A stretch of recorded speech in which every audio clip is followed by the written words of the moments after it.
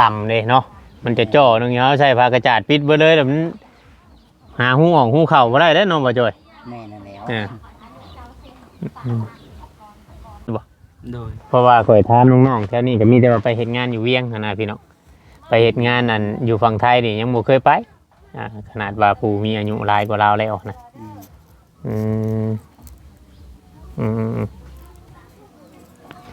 ก็เลยเราเลยยังคิดอยู่ยังให้คำตอบบ่ได้แต่ว่าสมมุติว่าน้องเพิ่นมีพาสปอร์ตเนาะเพียงเนาะไปทำงานอยู่ไทยนี่ก็มันสิเฮาอาจสิมีชีวิตที่ดีขึ้น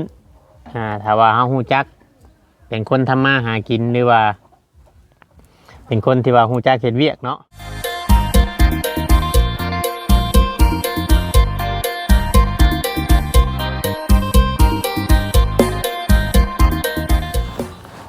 กับทักทายสบายดีพ่อแม่พี่น้อง FC หรือว่าป้าลุงกันอีกเทื่อนึงพี่น้องเนาะ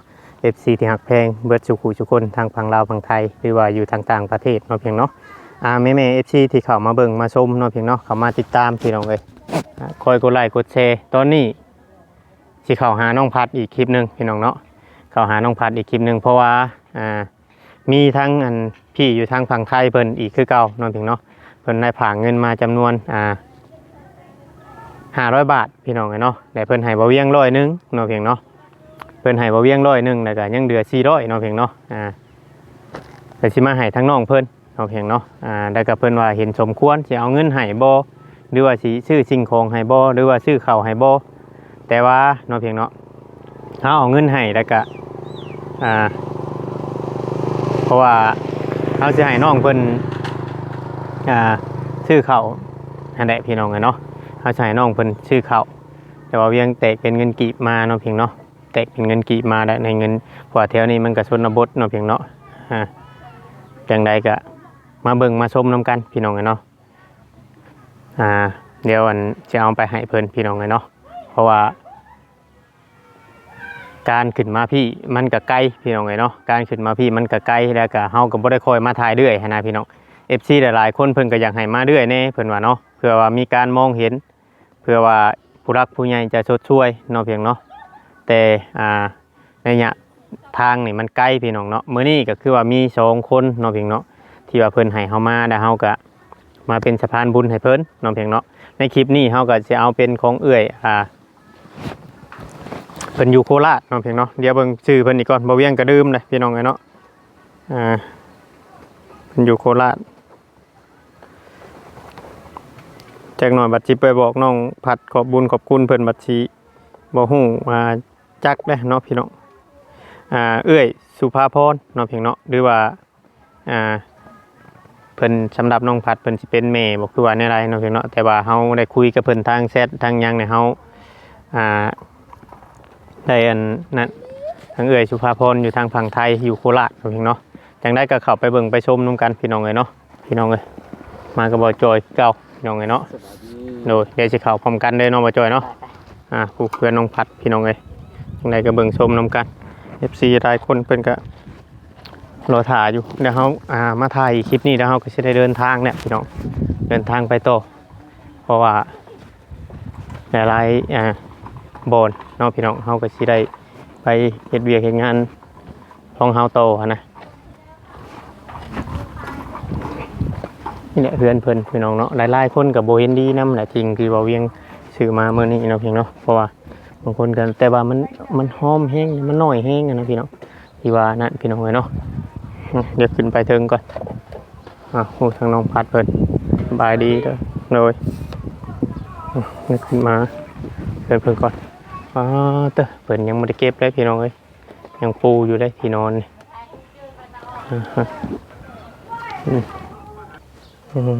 กินได้ข้าวนะกินแล้วโอ้กินข้าวแล้วพี่น้องเข้ามาหาเพิ่นอีกคือเก่าเนาะบ่ได้ไปใช้บ่เหมือนบ่ได้ไปใช้ป้านแล้วและคณะมื้อนั้นแล้วเรียบร้อยเนาะไปจังมื้อไปป้านคณะ2 มื้อ2 มื้อได้เงินเท่าไหร่บัดได้50ได้50ถึงมื้อนึง25,000เนาะโอ้ มื้อหนึง25,000พี่น้องเอ้ยเนาะซื้อเฟอร์ถ้วยเดียวปั่นคณะเบิดมื้อเบิดเว้นอืม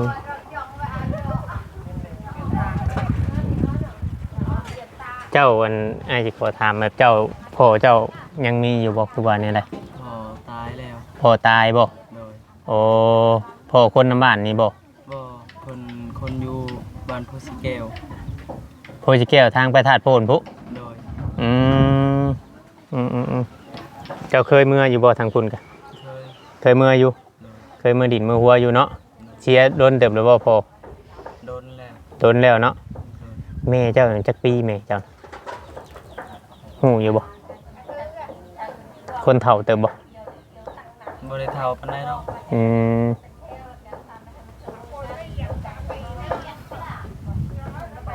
ครับน้องเพิ่นบาง FC หลายๆคนเพิ่นก็ถามมาว่าน้องเพิ่นเป็นกำพร้าบ่อยู่ผู้เดียวบ่นู่นนั่นนี่นะพี่น้องเขาก็ยังสิถามเบิ่งแบบว่าน้องเพิ่นนั่นกำพร้านั่นพี่น้องเอ้ยเนาะกำพร้าพ่อพี่น้องเอ้ยเนาะบ่จ้อยขึ้นมานำบ่จ้อยเดี๋ยวขอเขามานั่งในพี่บ่จ้อยต่อมาน้องเพิ่นนั่นสบายดีเด้อสบายดีเพิ่นอยู่โดย โดย คือว่าทางนั้นน้องเรานี้กำพร้าพอแต่ว่าแม่ยังหักยังกะบ่ฮู้ตอนนี้นะเพราะว่าบ่ฮู้ข่าวเนาะ โดย บ่ฮู้ข่าวว่าพ่อแม่นี่อยู่แม่นี่อยู่ไสไปเฮ็ดเวียกเฮ็ดงานอยู่ไทยหักแต่บ่ฮู้ว่าอยู่ไสบ่เคยติดต่อมาพี่น้องเนาะเฮาก็มาFC เพิ่นเห็นในคลิปบ่าวลาวเนาะที่ว่า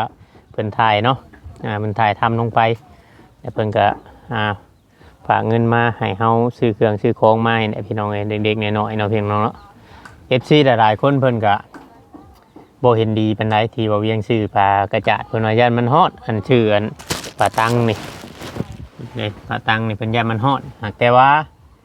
ถ้าเป็นปลากระจาดนี่เฮาได้ตอกตะปอกตะปูนี่ถ้ามันฮอดนี่เฮาสิเก็บบ่ได้เด้ตรงเฮามั่างไปมั่างมามันดัดขาดเนาะปลาตังนี่เพราะว่ายามฮอดนี่เจ้าพับไว้คำว่าอันฝนตกนะเฮาค้างแบบนี้นะเนาะที่อ้ายคิดนะกว่าเฮือนเจ้ามันต่ำเลยเนาะมันจะจ่อตรงนี้เฮาใช้ผ้ากระจาดปิดไว้เลยแล้วมันหาหูออกหูเข้าบ่ได้เด้เนาะบ่จ้อย แม่นั่นแล้ว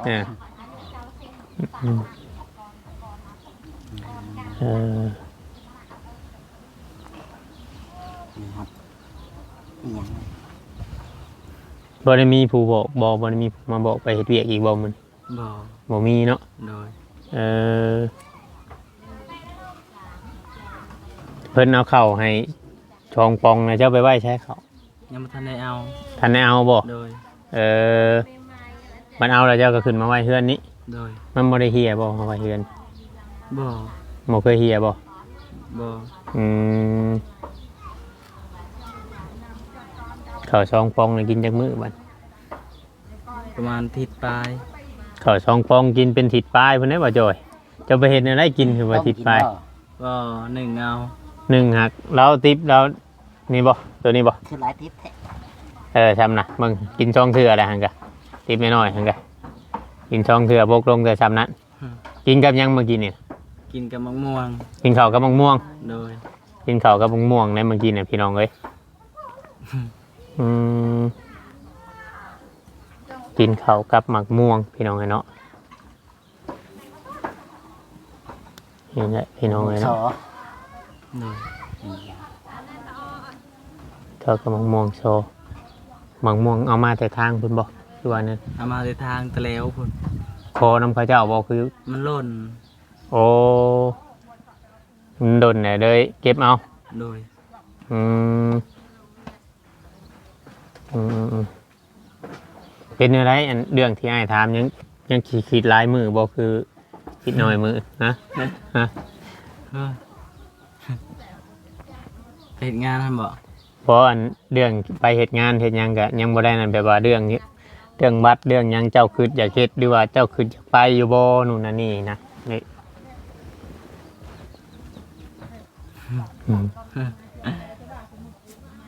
บ่เคยเนาะ บอกง่ายๆซะบ่เคยไปแล้วก็ ให้คำตอบบ่ได้ ให้คำตอบบ่ได้แล้วก็ยังติดต่อกับแม่บ่ได้เนาะ โดย คำสิไปก็จักสิไปอยู่น้ำไผแบบนี้บ่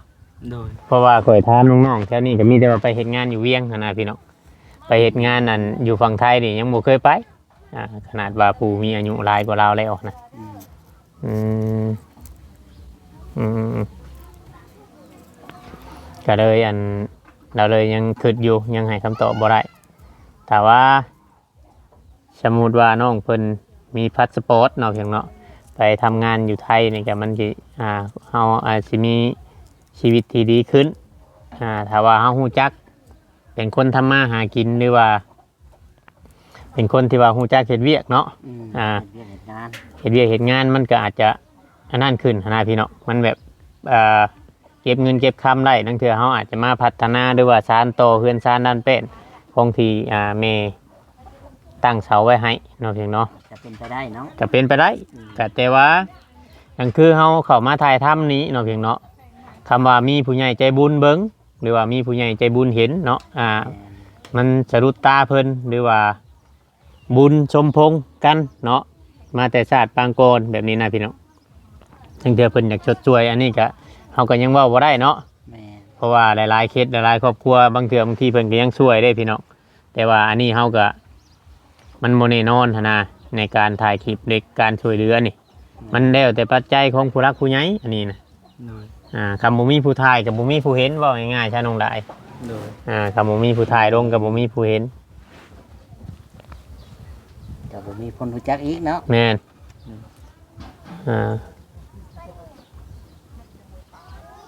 การเว้ากันจาของน้องเพิ่นก็ยังแบบยังบ่ค่อยเก่งปานใดหั้นนะพี่น้องแต่ว่าทางน้องเพิ่นก็สื่อสารรู้เรื่องแบบว่าเพิ่นได้เข้าโรงเรียนเนาะ โดย เข้าโรงเรียนฮ้อนของม.3 บ่จะบ่ โดย อืม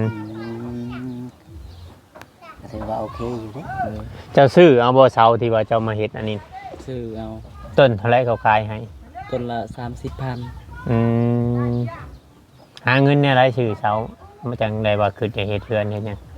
หาทุกวิธีทาง หาหลายแนวแล้วเฮ็ด อืม แล้วเก็บโฮมไว้เงินก็ เสร็จเลยเท่าน้อยบ่ โดย เก็บโฮมไว้เท่าเล็กเท่าน้อยตื่มกัน โดย ไผเป็นคนถือเงินให้เจ้าเอาว่าเจ้าไร เก็บเอง เก็บเองบ่ โดย หามาได้แต่เก็บเองเนาะ โดยเก็บไว้เอง อืม สังกะสีนี่ก็ซื้อเองบ่นี่ โดย ช่วงจะมาถ่ายมีสังกะสีแล้วบ่บ่จ้ะเอายังมุงตะกี้ อันนั้นเพื่อง เอาเพื่องมุงบ่ โดย เออ เพิ่นว่ามุงทำหลัง บัดมุงนี่ไผมุงให้เจ้านี่ คนข้างเพื่อนนี่ อืม หาเพิ่นบ่ พอให้เพิ่นมุงซอยแล้วก็เพิ่นเอาบัตรเติมเงินบัตรหนึง อ๋อ เราก็ยังรู้จัก หาหมู่หาคู่เนาะ เนาะ โดย มาสุดสอยคือว่าเราก็เฮียนสูงแล้วก็อาจสิคิดได้อะนะ อืม ก็สูงถือว่าสูงเติบแล้วบ้านเฮาก็ได้เนาะซำนี้นะ แม่นมื้อนั้นลืมเอาเฟซเจ้าเบิ่งคอยจะเอาเฟซเจะไว้กับมือใดทั้งเทื่อว่ามีผู้รักผู้ใหญ่อันนั้นเอามามึงอยู่โทรศัพท์ถ่ายไว้ก่อนทั้งเทื่อว่ามีผู้รักผู้ใหญ่เพิ่นอยากจะ ซอยเนาะ ชดช่วยหั้นนะพี่น้อง ก็สิได้โทรมาตอน เราจะได้โทรมาถามว่าอยู่เฮือนบ่แบบนี้นะมันจังสิบ่เป็นการเสียเวลา พิมพ์เข้าไปนั่นมันยังคือว่า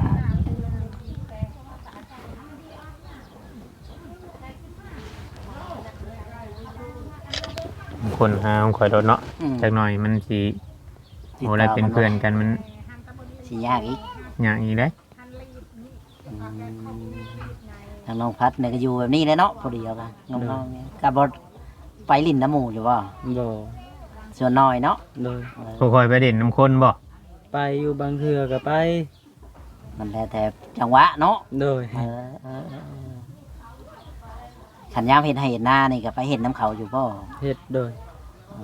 ซอยเพิ่นนี่แหละเนาะ โดย เพิ่นให้ก็กิน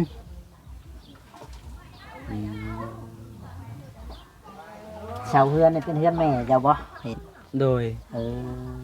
ตั้งแต่อยู่กับพ่อบ่หรือว่าตาเห็ดทำหลังนี่ เฮ็ดตามหลังแล้ว เออให้ทำหลัง เป็นดินดอนในของเจ้าได้เองเนาะ โดย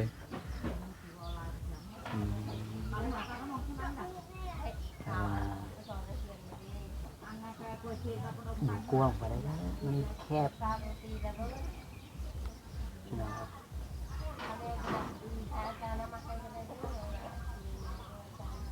เจ้าอยู่ตอนนั้นน่ะพลโมฮัมหัวบ่ มันห้ำแล้วตอนนั้นจนเข้ามาจะไม่ได้นอนเลยคืนนั้นค่ะ ไปอยู่ใช่จ้ะ ก็อยู่ไปจังซั่นแหละ อยู่ไปตามเฮาบ่มีเนาะ โดย ตามมีตามเกิดไม่ว่ากับข้าวกับน้ำเนี่ยเฮ็ดกินเองว่าแต่ละมื้อ เฮ็ดกินเอง เออดังพายอยู่ตารางเลยเด้อเนาะ โดย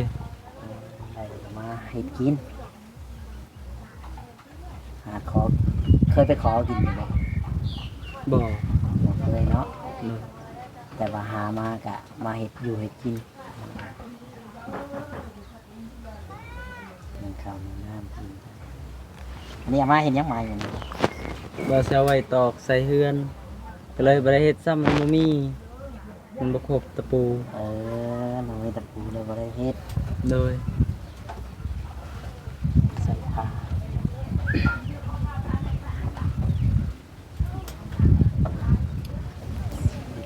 เอาเพิ่นก็ได้ วัดยามเฮ็ดนาได้จ้ะน้องดามันยามคนดำนาหลายๆนี่เจ้าไปอยู่ใช้อยู่เฮ็ดน้ำไผ เฮ็ดน้ำปลาข้างเฮือน เฮ็ดน้ำเพิ่นเพิ่นเอาเข้าวให้อยู่บ่ โดย เพิ่นให้จักชอบแต่ละปี บางทีก็เพิ่นให้เทื่อละ5ซอก หาชอบแล้วมันนี่มันบัดอันเพื่อเฮากินมาฮอดยามนี้มันบัดเบิดเนาะ โดย อืม นั่นเนาะ กินมาฮอดยามนี้มันบัดเบิดเด้พี่น้องข้าวหาชอบมันบ่ได้ล้นปานใดใดอันข้าวเปลือกเนาะ บ่เป็นข้าวซ่า ว่าเฮามาสีสมมุติหาชอบนี่เฮามาสีเป็นอันข้าวเปลือกนี่ก็สีเป็นข้าวสารนี่ก็สิได้ประมาณสอบปลายเนาะ สอบไป บ่เต็มดอก2สอบ อืม มันสอบปลายพี่น้องแต่เจ้าเฮ็ดจนเท่าแล้วบ่ฮอดยามเกี่ยวยามหยังบ่ โดย อืมแต่ว่าแถวๆนี่นะสมมติว่าเวลาเขาไปอันที่เขาที่น้ำก็เขาเจ้าจ้างเจ้าบอกให้เจ้าไปแบบนี้บอกคือว่านี่แหละ บ่ เป็นบางเถื่อบอก โดยเพิ่นบ่ได้จ้างนะเป็นว่าเพิ่นเอาให้เข้าซะ อื ปัญหาม อืมเป็นให้เอาเขาโคได้เขากินเนาะ โดย อืม ให้ไปสีให้แล้วเอาตักเข้าให้แบบนี้ อืม พอได้กิน ยังดีได้ครับรถตกรถไทยได้เนาะ ได้หมด อืมพอได้ บ่ นะ ได้ก็พอเฮียนได้ อืม ถ้าว่ามีก็ได้ พอได้นะ พอได้เลี้ยงชีวิตเนาะ โดย เออมันก็มีลมเขาพี่น้องเนาะถ้าว่าเขาแอมเบิดเลยนี่อันนี้นี่คือว่าง่ายๆว่าเป็นย่ามพ้นใช่น้องเงินพัดได้เจ้าจังขัง แต่ว่าเขาซื้อมาติดไว้เพื่อนนี่มีเนี่ยมันก็ดีแต่ว่าอันนั้นก็เขาอยู่ชำนี้อืม เมื่อก่อนเราก็ขังเหมือนกันแต่มันขาดหมดแล้ว แต่กี้ก็เคยตังคือกันเนาะ โดย แต่เจ้าขึ้นมาทำบิดบ่คือว่าเอาของเก่าเขาเจ้าบ่คือเจ้าซื้อมาเลย ซื้อมาของมือสอง อ๋อซื้อมือสอง โดย คนได้ซื้อมือสองน่ะ 50,000 อืม มือช่อง โดย มือสอง50,000มือสองยัง50,000เนาะ เออ แพงคือว่าอันไหนเนาะคือว่าแพงอยู่อืมถือว่าอันนั้นพี่น้องเลยเนาะอืมสิว่านี่ไร 10,000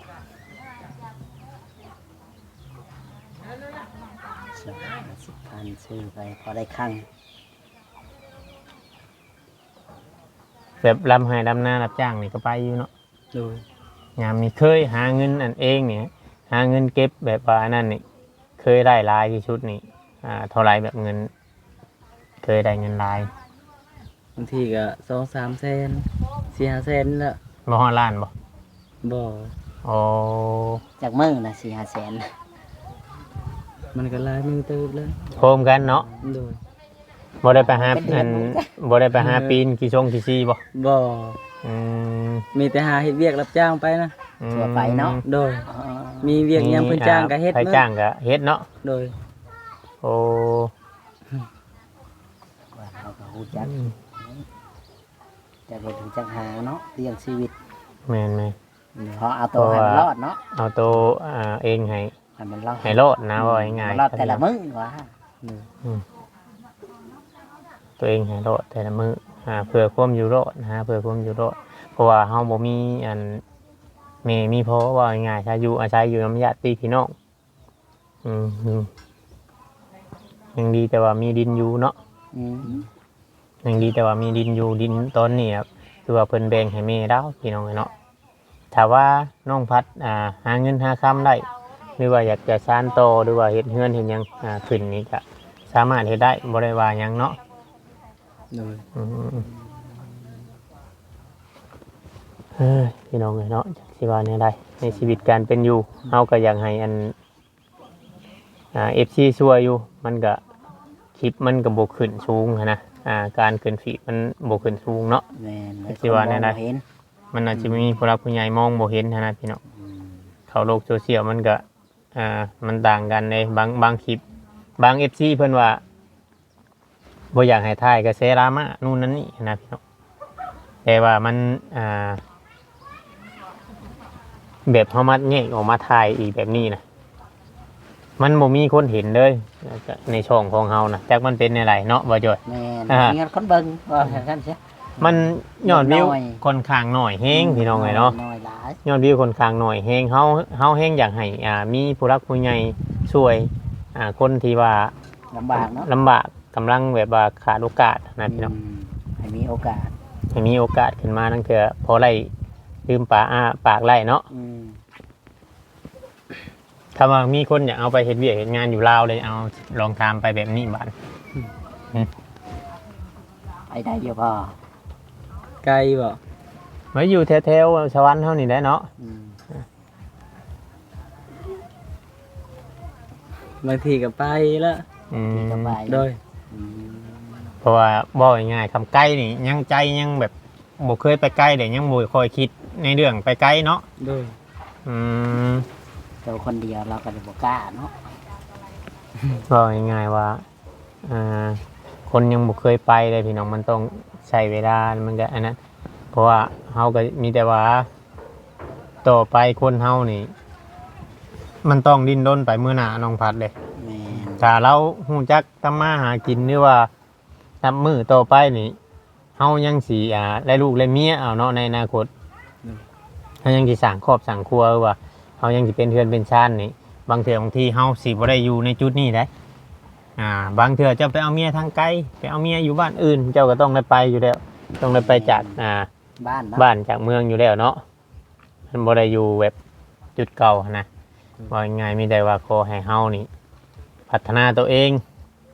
แต่ก็บ่ให้ยุ่งเกี่ยวกับยาเสพติดเนาะเพราะว่าผู้รักผู้ใหญ่นี่เพิ่นเบิ่งบางเทื่อบางที1 ใน 100หรือว่า1 ใน 1,000นี่เพิ่นเบิ่งเพิ่นบ่อยากเชื่อใน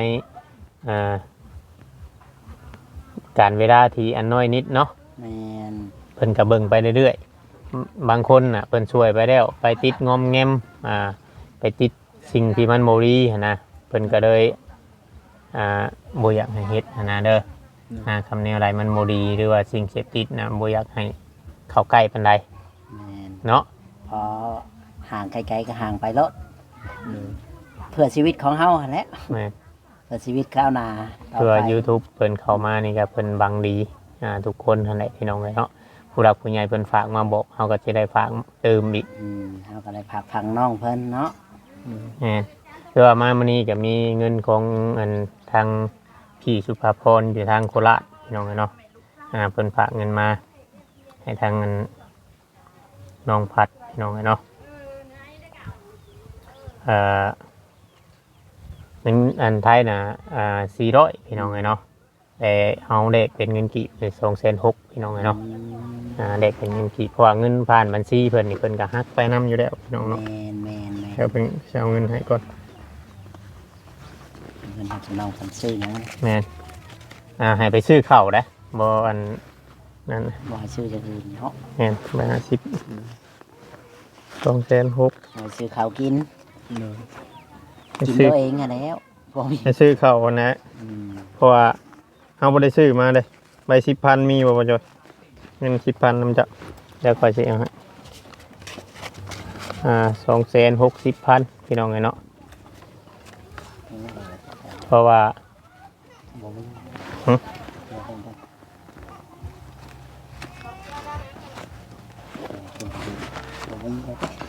บ่มีบ้านนี่ก็บ่มีคือกันเลยมันเหาะบ่เงินน้อยนำ ใบชาวพันธุ์ เพิ่งสินับเงินน้อยใช่ใบกล้วยก็เอาแล้วว่าใบกล้วยนะ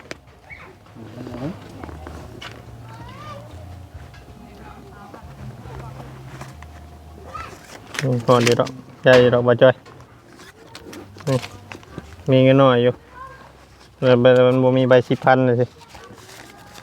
ทำใบคุยกับเอาตัว 1 2 3 4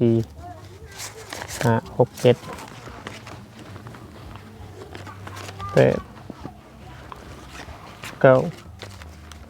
ขาด1,000บ่จ้อยเอ้ยอย่ามัน1,000เดียวหนึงเนาะ อืม มันกี่หนึ่งเดี๋ยวเฮาสิ อันเดียวหนึ่ง 1 2 3 4 5 6 7 8 9ขาด1,000กี่พี่น้องเนาะเป็นยังถือว่าซื้อข้าวไรจักโลนี่ ได้ประมาณ โลเท่าไรข้าวขายอยู่พี่ โลละ10,000 ไร26โลเนาะ อืม หรือว่าเจ้าสิซื้อข้าวจะจัก10โลหรือจงไว้ใช้แนวอื่นก็แล้วแต่เจ้า อืม